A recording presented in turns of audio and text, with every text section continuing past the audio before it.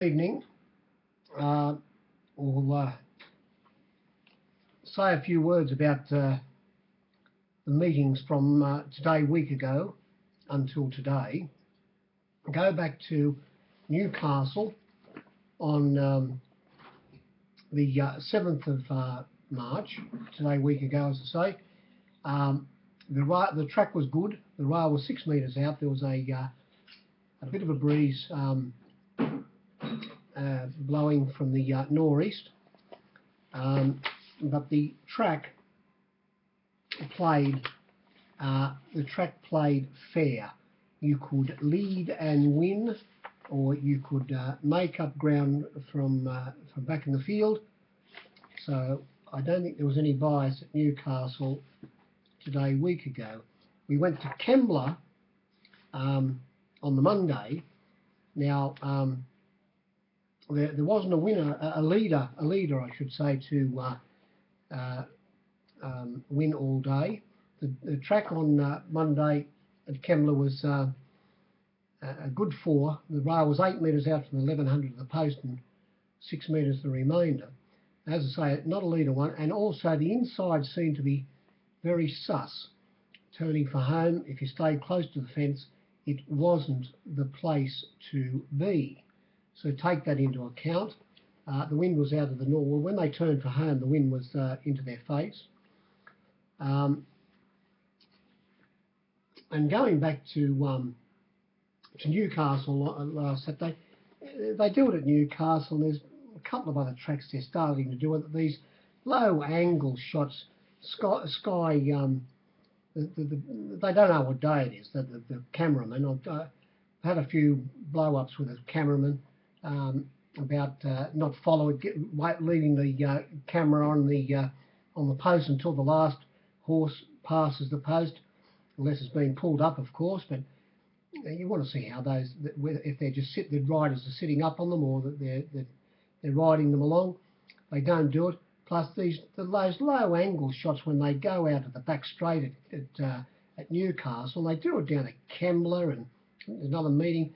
It's a terrible shot, and you can't get the right angle and see how far runners are apart and sort of thing. They wouldn't understand that. You could tell. They think it's good viewing for the wombats who want a close up sort of vision of it or something. I don't know why they do it, but it's not worth a dinar. It's not worth a dinar. And they do it at Newcastle all the time now. We went to that was on Monday. Well, of course, we had to have a meeting on Tuesday. We went to Hawkesbury on Tuesday. It was a ghost town. The track was a good 4. The rail was 3 metres out from the 1300 of the winning post. It was normal after that. And there was no breeze to about, and I put it down as being a non-biased track. There was no bias on the track. You could lead and win, or you could run on with pace. Now that was on the Tuesday. Now we went to Randwick on Wednesday, where we and going back to where was it? I know. No, we'll get to Randwick on Wednesday, the 11th. The track was good, a good 4 up to a grade up to a good 3. The rail was 10 metres out, and there was a bit of a breeze blowing from the northeast, and didn't have any effect on leaders. You were able to lead and win, or come from behind, and I would have to say the track on Wednesday at Randwick played fair. We because of the Kembla meeting yesterday, Friday, we had a provincial. There were no provincials on Thursday. There was a meeting at Tamworth. The heat of these country championships, things they keep on spruiking up. Then we got to Kembla on yesterday, as I say, and there were no very similar to the meeting at Kembla on the Monday. There were no leaders again to win yesterday at Kembla. There was a bit of a breeze. The track was a good 3 and the rail was normal, and it was best to come off the pace and be a bit off the fence. There were runners that did save ground on the fence but eased off, but didn't stay on it and won. So you would have to take that into account when doing your form. And of course, there's some competition there that they have running. Who is going to call the race at Randwick, whenever it is, over the championship business, whatever they call it. Mitch Manus called this meeting at Kembla Grange on yesterday. He is a lay-down misere. I think I've mentioned before, he's a brilliant caller. He saves all video watchers who do the form a lot of time because he gets it exactly right. He, it'll be whether it be a big field or a small field, after they jump, if the leads starts to change or whatever, he goes back to how the race is actually being run, and you have a good, you can close your eyes, and what he says is about where they are all the time. Well, of course, there are lots of callers around who just, they can't fire. What kind of, you've got to have a good memory and you learn the colours and whatever, but there's more to it than that. This fella's natural at it. And so he'd have to be an absolute shoe-in to call that race over the championship days, whenever that race is on. He does tend to get it right. And as I say, there were no leaders that won yesterday at Kembla Grange. Now we got to today's meeting at Rosehill. Next week we have the slipper, and then we have the following Saturday the BMW, and today, there was a light, very light nor'easterly blowing. The track was upgraded from a soft 6 to a soft 5. The rail was in the normal position. Now, we did see the winner of the last race from barrier 7 slide over and find a position midfield on the fence and not go around a runner and win. But it was the runner that finished closest to the fence all day and won. And I think by the time the last race came around, of course, there hadn't been any traffic right close to the fence, and possibly with the sun that was about, and also the breeze, the inside didn't get a good test out, and by the time the last race came around, there's a good chance it wasn't as bad as everybody thought, and maybe the winner of the last race proved that, and that was Babiro. The first race at the Hill today, we only gave the neat 100. This was won by Himalaya Dream, ridden by Tommy Terrific, led all the way. He jumped, controlled, stayed good 3 and 4 off the fence all by the time they came to the turn. Was that margin off the fence, and won by 2 lengths. The second horse, the import, raced here early, it's Cribbet, then had been racing in Hong Kong, resuming for Chris Waller. It jumped with them, but then all of a sudden got a good prat from Devonshire Duke, who was drawn on its outside. 1 drew 8, 1 drew 7, and he lost all of his. He went down. He more or less blundered, and went back to a clear last, and saved a lot of ground after straightening near the fence and then getting off heels, and made up a lot of ground to be beaten 2 lengths. there's a good chance if he doesn't get that Pratt, I don't know where he would have slotted in. As it turned out, Devonshire Duke settled in midfield, one off the fence. Maybe Silver Ball might have been in that position, and Devonshire Duke outside Silver Ball, and maybe even though the winners won easily, Silver Ball might have won the event. Race 2, we only gave the neat 100 here again, and this was won by Target Insight, who was able to get off the fence, but up on the inside of the favourite Deep Field. Deep Field, not blowing my trumpet. I've never ever had an opinion of this horse. We saw it beat a team of trotters up at Gosford when it was a start to lead on the fence. They brought it to town and won at Canterbury. Beat ISO Rich or something. Went at one at Roundwick. It did beat Target Insight. Led that day and had a few favours. Went to Melbourne, of course, and did win down there. That was by far its best win.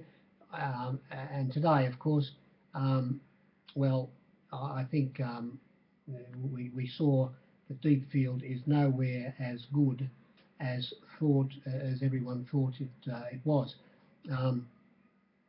It went out and led I'm All the Talk, ridden by Winona Constant, who couldn't claim in this race. It sat on its outside Kinsella, ridden by the Pumper. They did get along. The favourite got a suck up behind them, got around their heels turning for home. McDonald on the winner. He was in 5th position. It got a split in between them. They were well off the fence after they'd flattened out, and he simply was a little bit too good for the favourite, beating it by 0.3 of a length. What more do you say? Race 3, here we saw Tarquin, ridden by this very vigorous rider, W. Buick, come from 2nd or 3rd last off on the fence, easing off heels, and getting to the outside of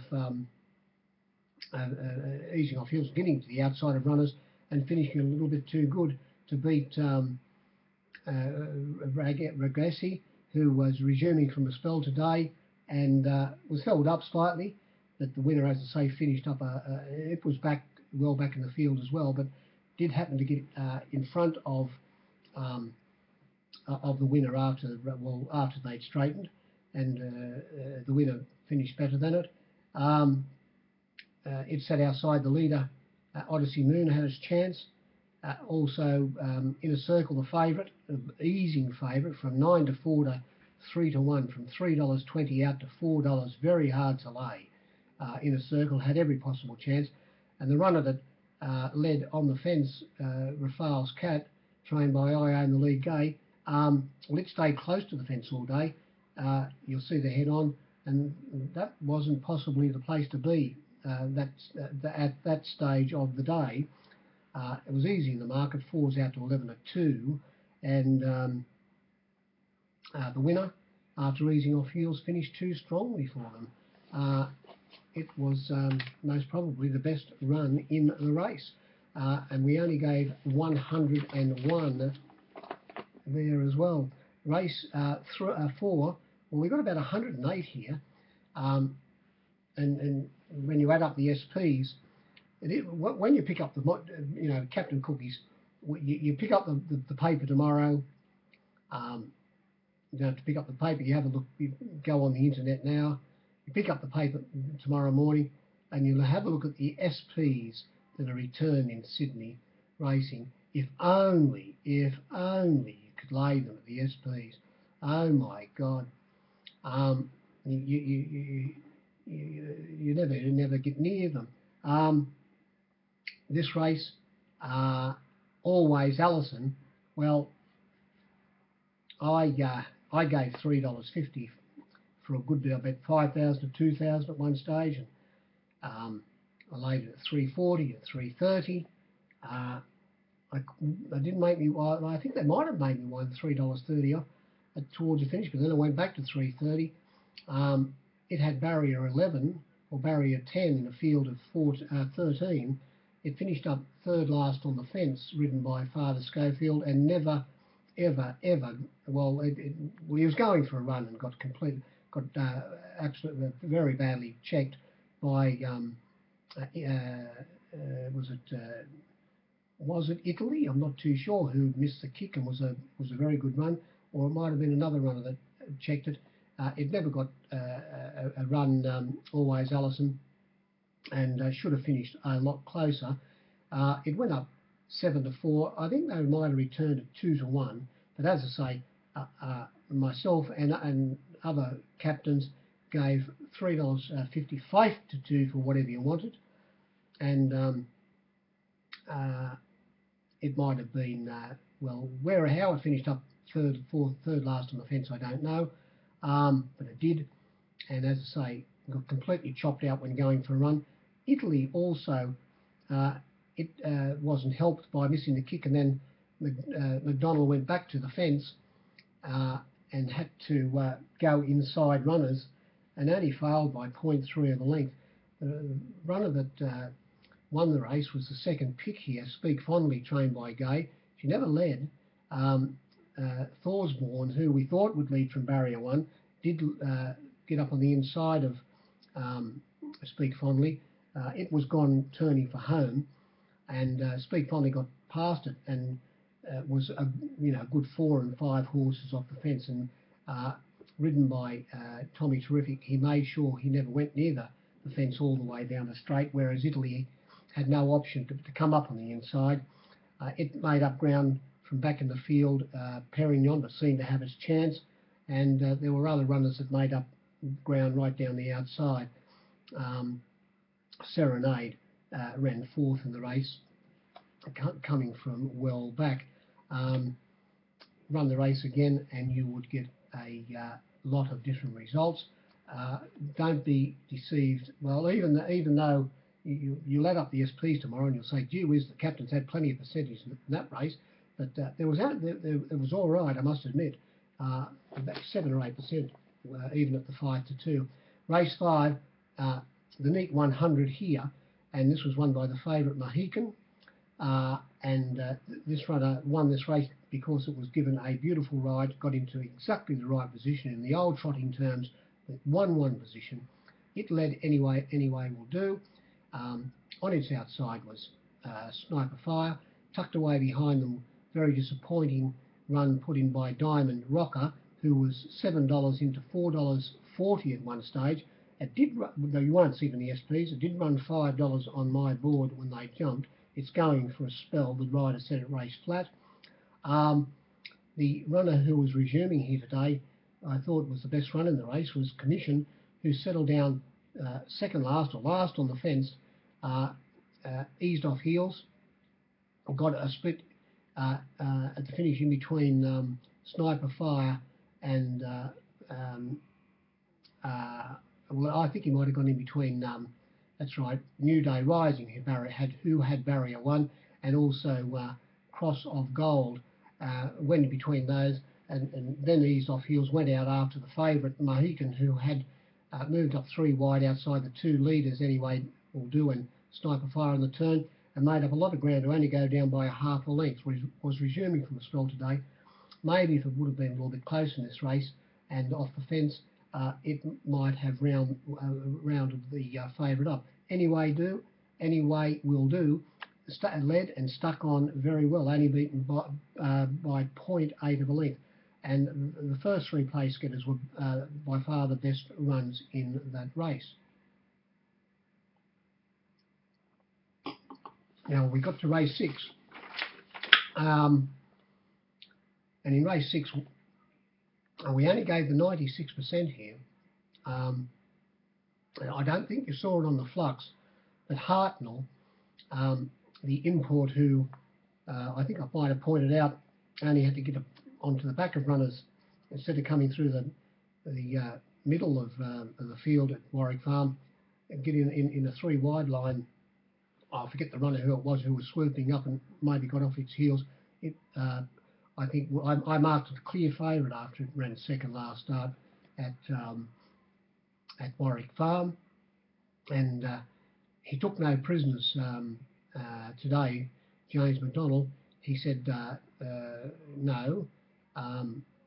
Maybe the Stipes might have asked John O'Shea, Father John O'Shea, um, um, you're up in fourth position today, third position, one out, one back, third early. You were last time. He said, oh, no. I don't ride these things. That young boy over there does, and I just leave it up to him. James, old McDonald, James McDonald was on board, and he went forward early. As I say, he was third, getting a good suck behind 5.5 star, and also Bijaro, who was trained by Gay. I own the lead. He dropped out and ran last. Gay was a bit of a poor performance, and was easy in the betting too, from $8 out to 15. There are a lot of other runners in this race that were very easy in the betting too, because there was really only one runner back. For instance, who shot the barman? I know who it was. I know who it was. I'm not going to give him up. It was 3-1 threes. We put up 3-1 bar. We put up Take Your 11-8, $1.70 the Avery, Hartnell, and 3-1 bar. Who shot the barman? Who shot the barman was 3s to 13-2. Whereas I didn't hit the flux, but I can't understand how I didn't. But Hartnell, there was a mile off $1.85 for 4 on the fence and in the outside ring. At the finish, they laid you the $1.55 on, started at $1.50. So it was 5-4 on to 2 on.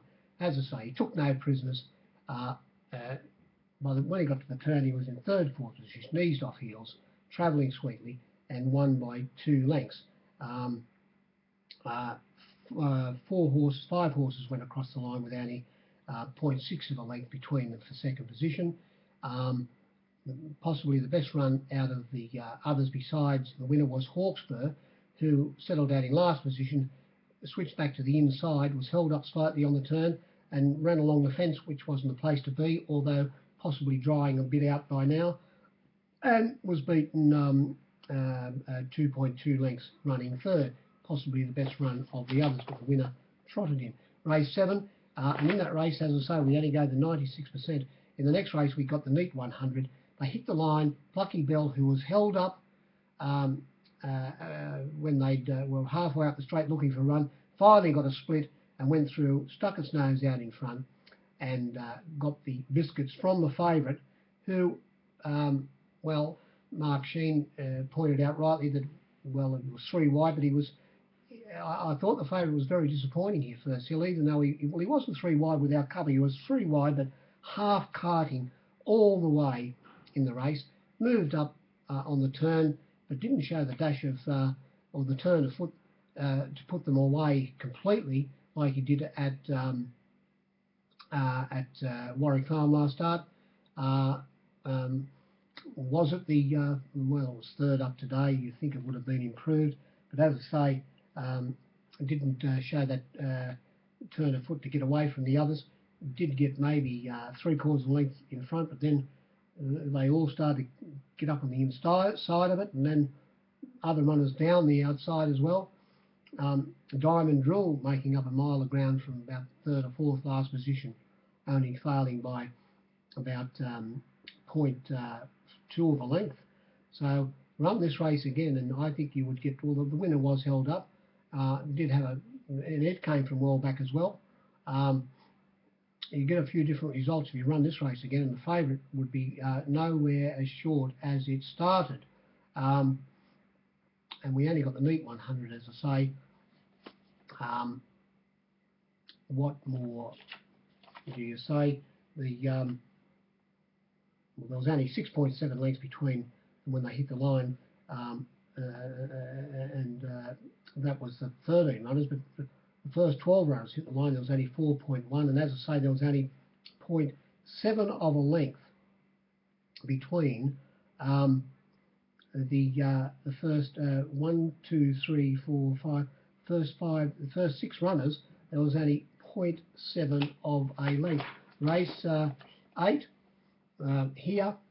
I had a terrible result in this race. We only gave the neat 101. The best price about this favourite, Winks, who sat back in last position, eased off the heels, turning for home, and trotted in, winning by 1.8 lengths. Best price was $3.10. Plenty of it. We put it up 6-4, 6-4 the field, 1.5 for 1.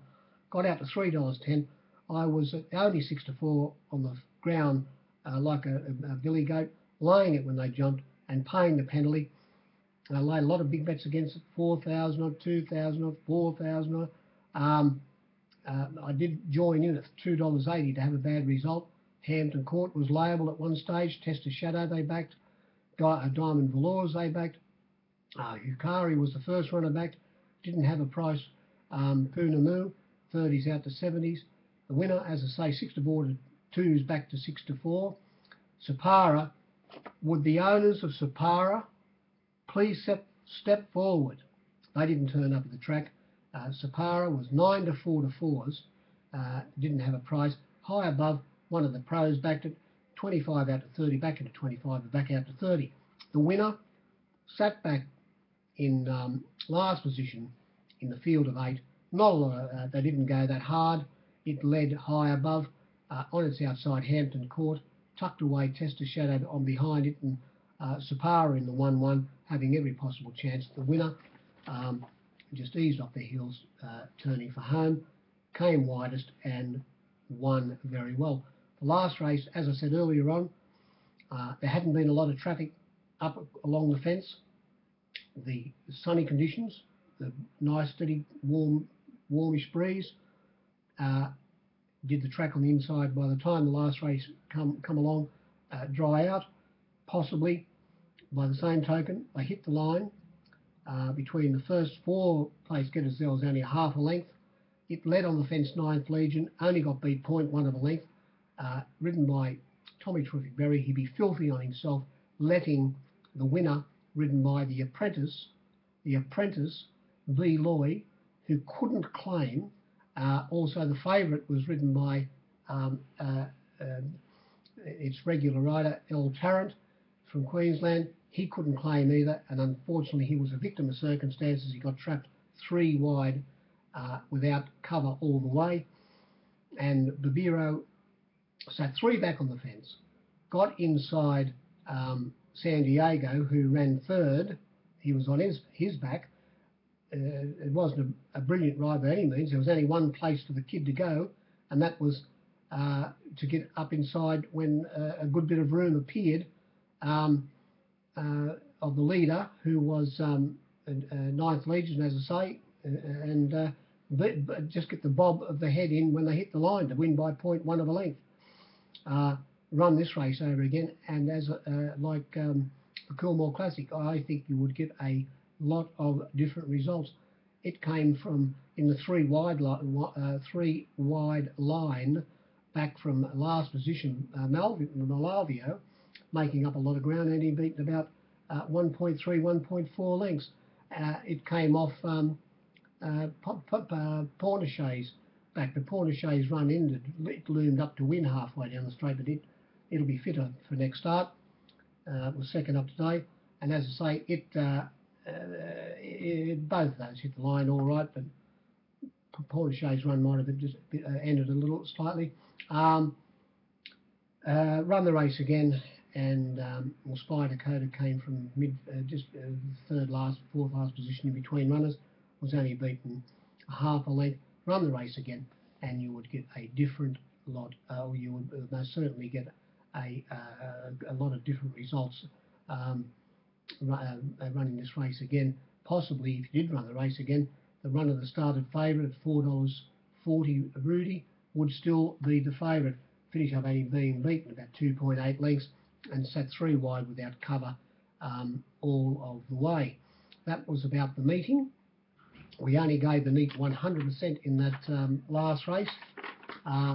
It was the start of the Golden Slipper Carnival.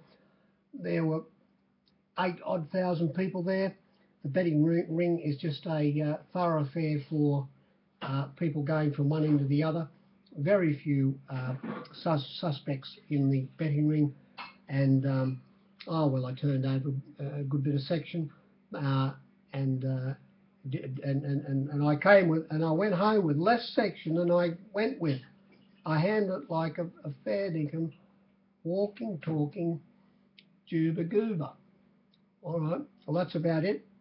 Good evening, and I hope you finished on the right side of the ledger.